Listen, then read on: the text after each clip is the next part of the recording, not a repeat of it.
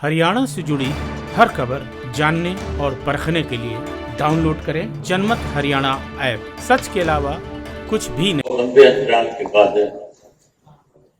आप लोगों से मुलाकात हो रही है।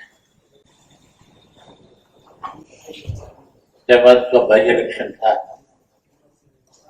उस वक्त सब साथियों से रोज मिलना जुलना होता था। उसके बाद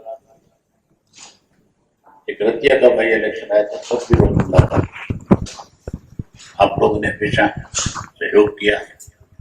आज भी आपसे उम्मीद करूंगा कि 25 तारीख को चौधरी देवलाल जी का जो सम्मान दिवस है, उस सम्मान दिवस में आप सबको निमंत्रण देने आए, आमंत्रित करने के लिए आए। उम्मीद करूंगा कि आप सब साथी उसमें आएंगे और जहां आप आकर के हमारा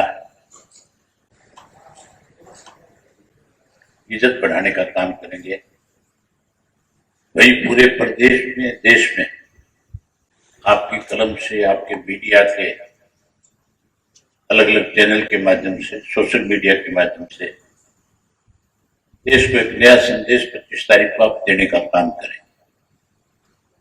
25 तारीख की जो सम्मान दिवस रैली है, ये बहुत महत्वपूर्ण है। इसके बहुत बड़े मायने होंगे। बहुत लंबे समय से देश के अंदर विपक्ष जो है बिखरा हुआ था। भारतीय जनता पार्टी जब से सत्ता में आई थी, इस 8 वर्ष में कहीं विपक्ष ने एकजुट होकर के इस बीजेपी की गलत नीतियों के खिलाफ कोई लड़ाई नहीं लड़ी थी।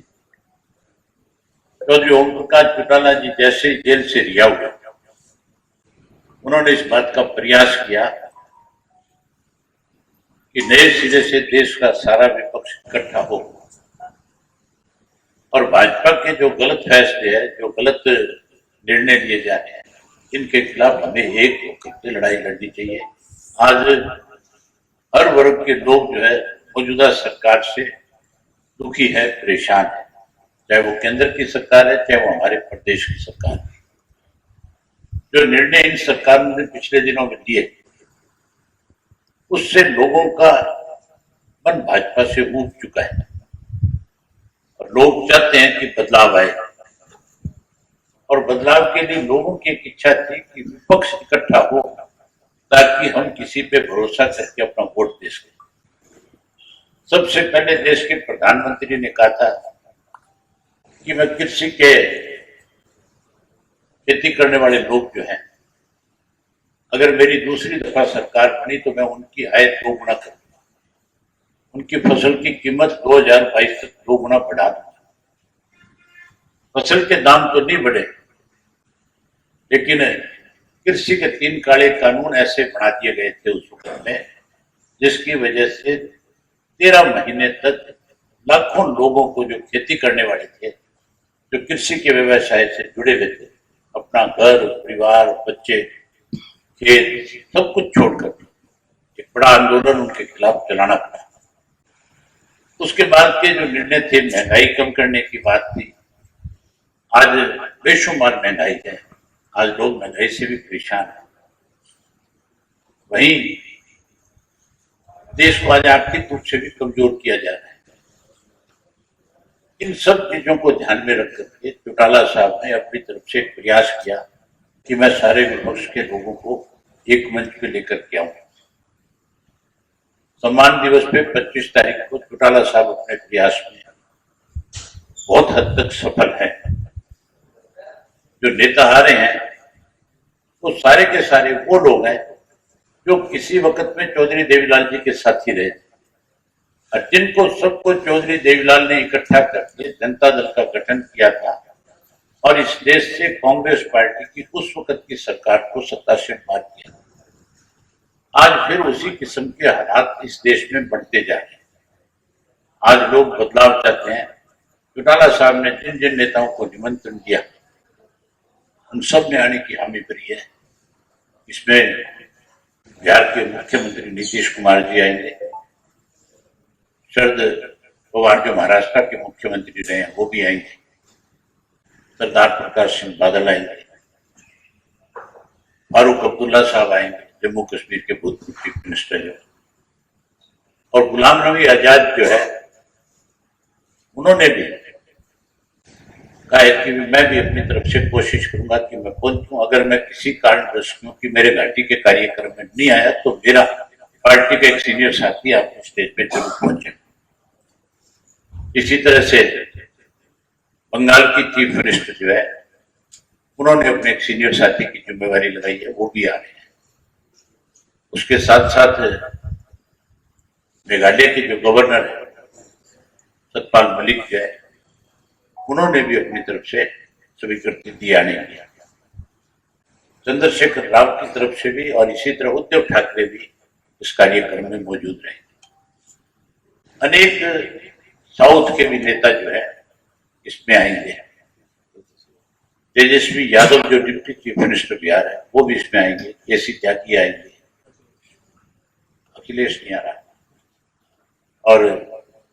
और कुछ साथी जो है चौधरी वीरेंद्र सिंह आएंगे, जिन्होंने अपना हनुमान बेनीवाल जो राजस्थान में किसान नेता है वो भी आएंगे।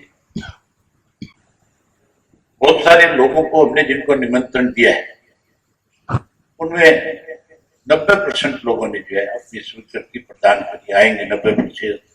जो नहीं आएंगे उनके संदेश आएंगे सब कि वो भी आज जहाँ चौधरी देवीलाल के सम्मान दिवस में उनको श्रद्धा सुमन अर्पित करते हैं वहां उन्होंने अपने संदेश में ये लिखा है जो हम पढ़ करके वहां सुनाएंगे कि हम जो ये लोग फैसला लेंगे हम इनके साथ खड़े होकर के आगे की लड़ाई को लड़ने का काम करें।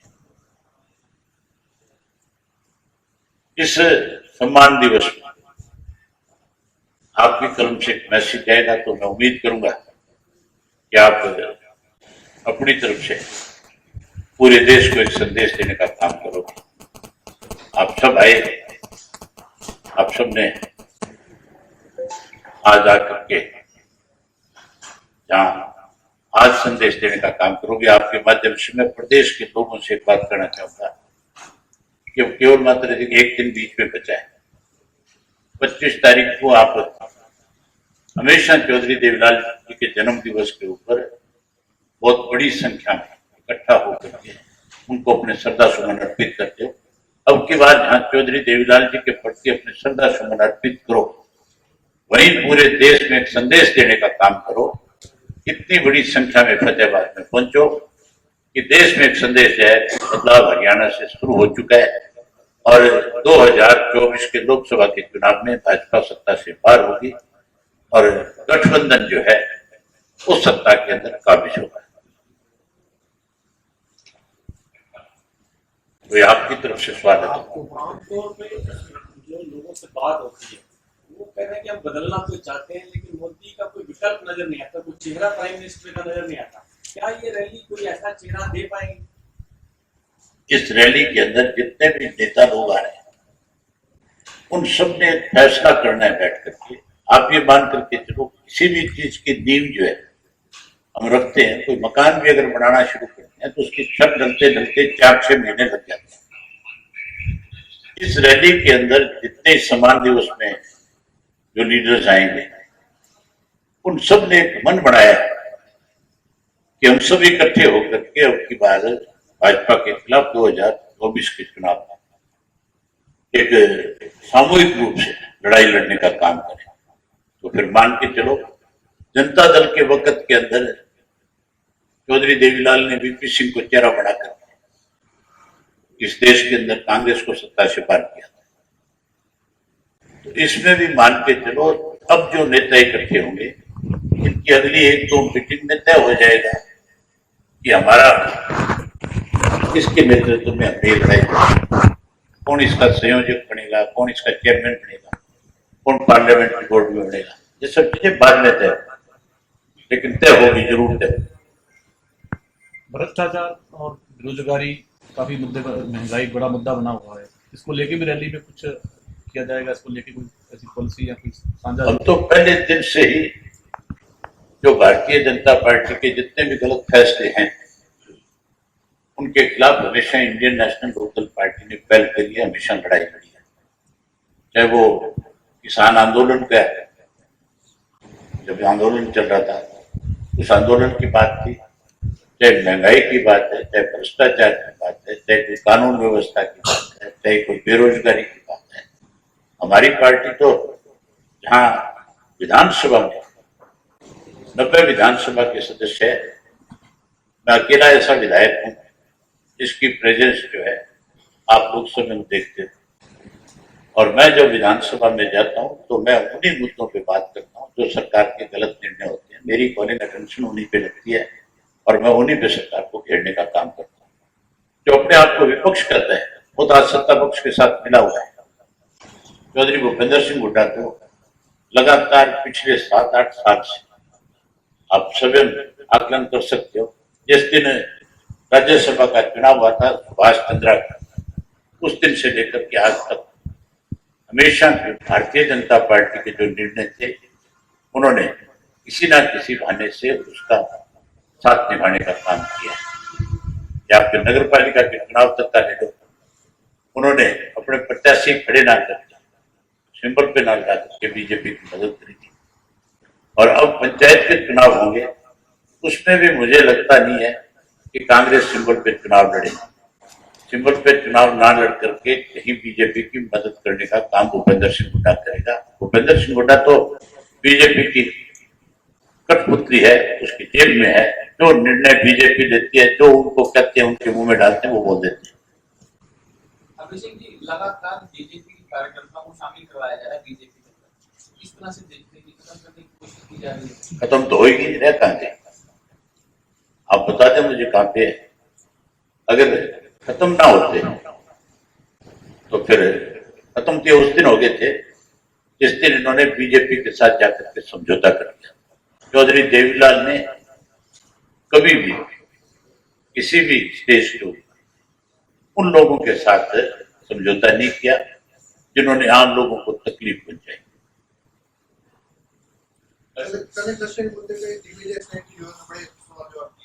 छोटी बातें हैं, ऐसा जिक्र ही ना करो। कोई और इस रैली से संबंधित, देश से संबंधित उन लोगों का जिक्र करो जो खत्म हो चुके हैं, जिनके बाइक छीन दिए जाते हैं, जिनको मंच से उतार दिया जाता है, जिनके गले पकड़ दिए जाते हैं।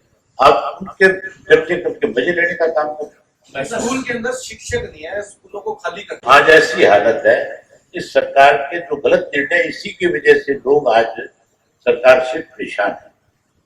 हमारे हरियाणा के अंदर विशेष रूप से ये सरकार बनने के बाद 3 काम किए। पहला काम किया, जो चौधरी देवीलाल ने पेंशन बनाई थी 100 रुपया मांगा, उस पेंशन को इन्होंने वायदे तो किए थे कि हम हर वर्ष 200 रुपया बढ़ाएंगे। अब वो 200 रुपया नहीं बढ़ाया। इनके सहयोगी कहते थे 5100 करेंगे। उनका तो विचारों का कुछ कहीं कोई संबंध ही नहीं। लेकिन वो 200 बढ़ाने के बजाय 2 लाख का कैप लगा करके पेंशन काटनी शुरू कर दी। हम 25 तारीख को इसके ऊपर बहुत बड़ा निर्णय लेंगे। हम किसी कीमत पे बुजुर्ग की पेंशन को नहीं करने देंगे। इसके लिए कितना बड़ा आंदोलन, कितनी बड़ी लड़ाई करनी है। नंबर 2, दूसरा जो इन्होंने काम किया है वो किया है कि गरीब का बच्चा किसी भी तरह से पढ़ाई ना कर सके। चौधरी देवीलाल ने 1 रुपया गरीब के बच्चे को स्कूल भेजने के लिए उसको लालच दिया था कि इसको मैं रुपया दूंगा सरकार की तरफ से, तो ये स्कूल में जाएगा।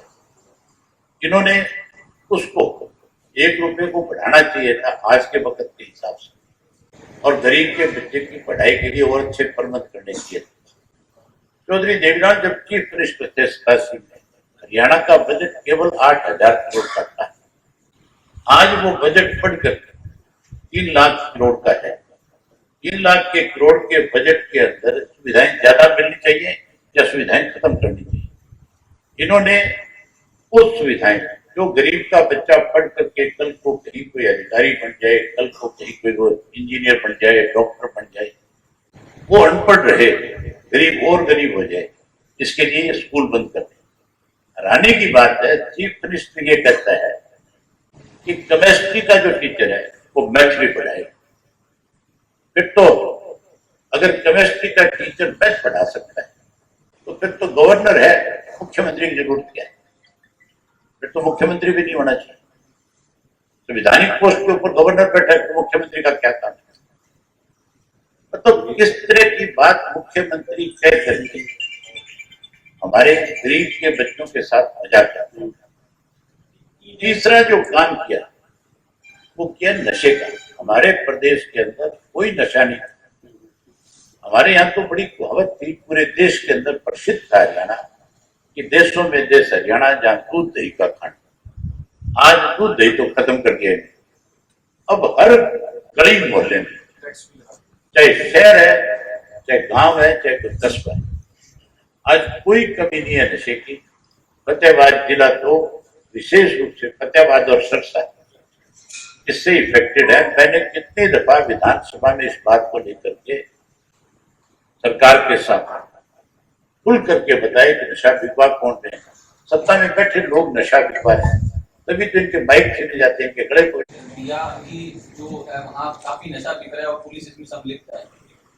इस कई तरह के सवाल उठते हैं। जब सरकार में बैठा व्यक्ति जो सरकार में कहीं कदावर जगह पे हो, जो इन्फ्लुएंस रखता होगा, तो पुलिस को भी मजबूर करता है। पुलिस का कोई हर सिपाही, हर पुलिस का कोई अधिकारी जो है नशा बिकवाना नहीं चाहता। कोई 1, 2, 4, 6 होते हैं तो इस तरह के मामलों में इन्वॉल्व होंगे, लेकिन पुलिस को तो बेबस किया जाता है सरकार की तरफ से। बिहार में सरकार के निर्णय से लेकर के आपकी जो रैली का समय आ रहा है, इस दौरान अचानक से देश में ईडी सीबीआई की छापेमारी बढ़ गई है। इस चुनौती में आपको लगता है कि लोगों को एकजुट करना, खासकर जो वर्कर हैं, नेता लोग जो आपसे जुड़ेंगे, उनको इकट्ठा करना आपकी चुनौती हो, इस चुनौती से कैसे? इसमें कोई चुनौती नहीं बची। अब जितना इन्होंने, जिस तरह से भारतीय जनता पार्टी ने इस देश को, राजनीति को भी कहीं पैसे के साथ जोड़ने का काम किया। एक सरकार नहीं तोड़ी इन्होंने। सबसे पहले जो इन्होंने शुरुआत करी थी कर्नाटक से, देवगौड़ा जी के बेटे की, कुमारस्वामी जी की जो सरकार थी, पैसे के बलबूते पे इन्होंने तोड़ी।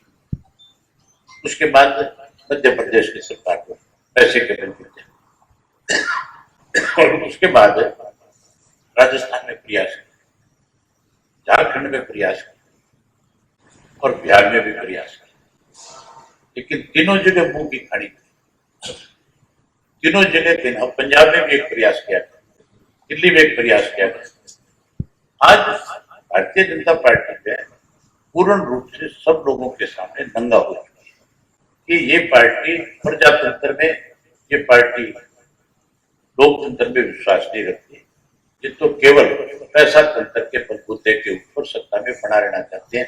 अब लोग बर्दाश्त नहीं करेंगे, सत्ता से पार करेंगे। 2024 हर हालत में भाजपा सत्ता से पार हो। देश के अंदर आरती प्रदेश के अंदर आरती हड़ताल पर बैठे हैं प्रदेश भर के अंदर। आप ये देखो कि कितने बड़े किसान के विरोधी हैं।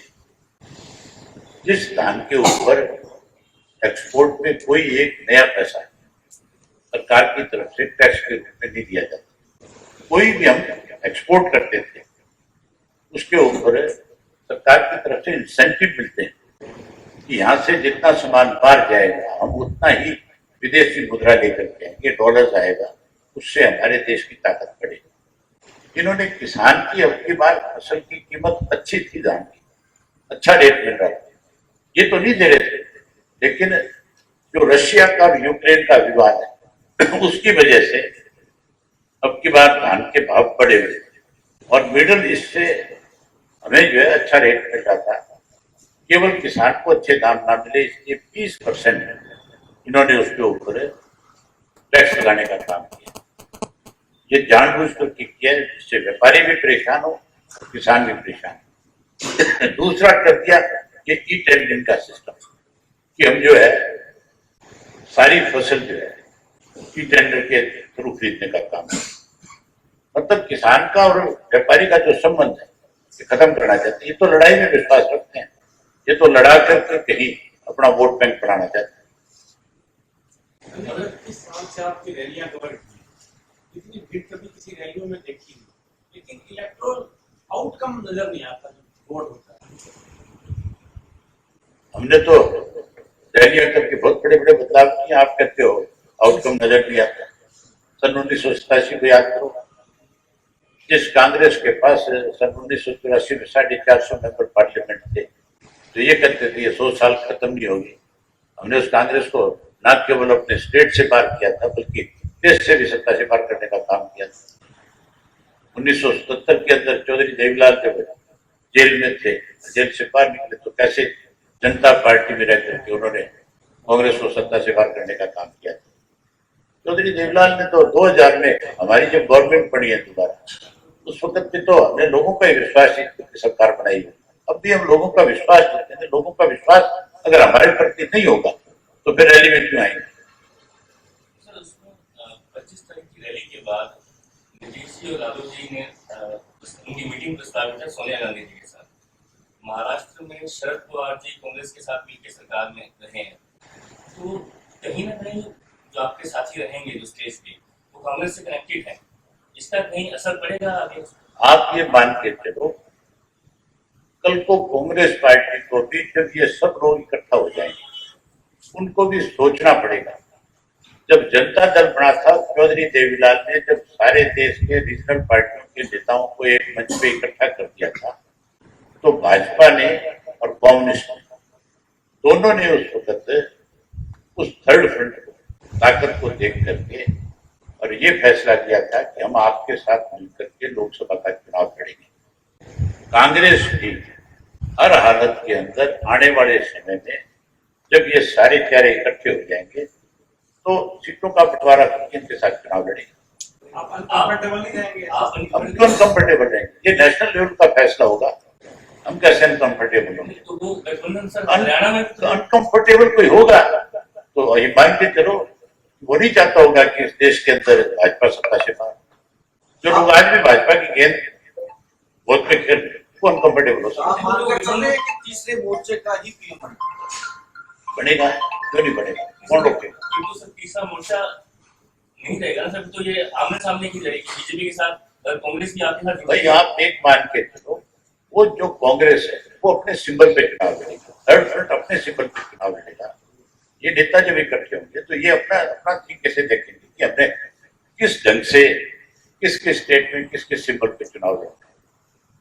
किसान आंदोलन के लिए इस्तीफा देने वाले आप अकेले विधायक थे, तो अब किसानों का कैसा सहयोग मिल रहा है आपको? किसानों का सहयोग मेरे साथ नहीं होता तो इलाहाबाद में सरकार ने 100 करोड़ रुपया खर्च किया था, फिर वो जीत जाते। किसान 100% मेरे साथ था। किसान को आज प्रदेश के नहीं देश के किसान को मेरे ऊपर ये भरोसा है कि मैं आने वाले समय में भी अगर किसान पे किसी किस्म की सरकार की तरफ से कोई इस तरह के निर्णय लिए गए तो उनके साथ खड़ा हो जाऊंगा। भाजपा हमेशा हिंदू की राजनीति करती है। अब देखने में आया कल आरएसएस प्रमुख जो है मोहम्मद इलियास इमाम सिर्फ ढोंग है, दिखावा है। राजनीति के आगे, राजनीति के पीछे, हर हलचल को जानने के लिए हमारे YouTube चैनल जनमत हरियाणा को लाइक करें, सब्सक्राइब करें और अपडेट रहने के लिए बेल आइकन दबाना ना भूलें। देखते रहें जनमत हरियाणा, सच के अलावा कुछ भी नहीं।